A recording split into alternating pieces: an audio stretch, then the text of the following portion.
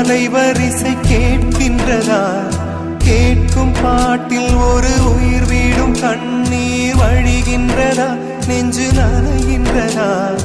இதயம் கருகும் ஒரு வாசம் வருகிறதா? காற்றில் கண்ணீரை ஏற்றி கவிதை செந்தேனை ஊற்றி கண்ணே உன் வாசல் சேர்த்தேன்.